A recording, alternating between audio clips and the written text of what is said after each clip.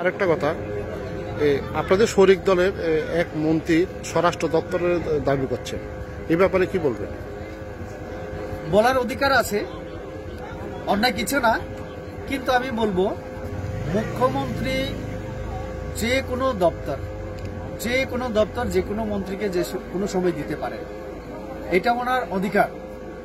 মুখ্যমন্ত্রী দপ্তর বন্টন করেন, আবার ফিরিয়েও নিতে পারেন।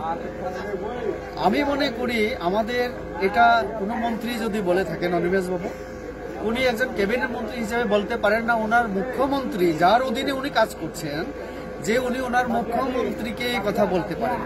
আমার হাতে ওটা হলে 3 মাসের মধ্যে আমি প্রথমে এই উত্তর দিতে গিয়ে বলবো নিমেশ বাবুকে যে আপনি প্রথমে যে দলের নেতা, আপনি প্রথমে দলের কর্মীদেরকে সংযত থাকার আহ্বান আপনি করুন, এবং এই যে ভাঙচুর প্রধানমন্ত্রী মন কি বাত অনুষ্ঠানে আপনার বিধানসভায় ওইখান থেকে আপনি এমএলএ হয়ে মন্ত্রী হয়েছে, সেখানে প্রধানমন্ত্রী মন কি বাত অনুষ্ঠান যে আক্রমণ, এটা ঠিক হয়েছে কিনা?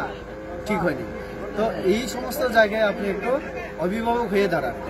আর মুখ্যমন্ত্রীর অধীনে কাজ করে আপনি এই কথা কিভাবে বলতে পারেন?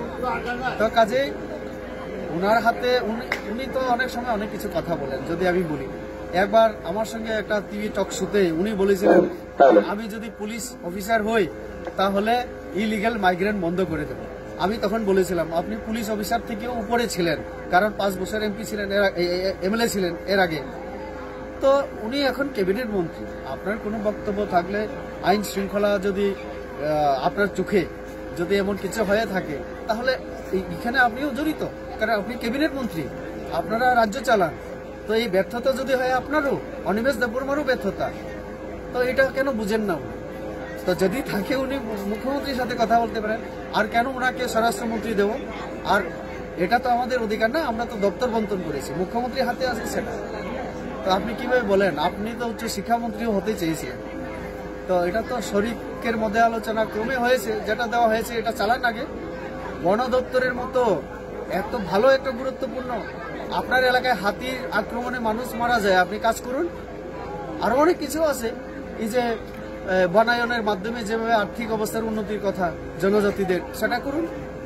আপনি কি করছেন মানে ক্যাবিনেট হিসাবে, সেটা আত্মসমালোচনা করুন আগে।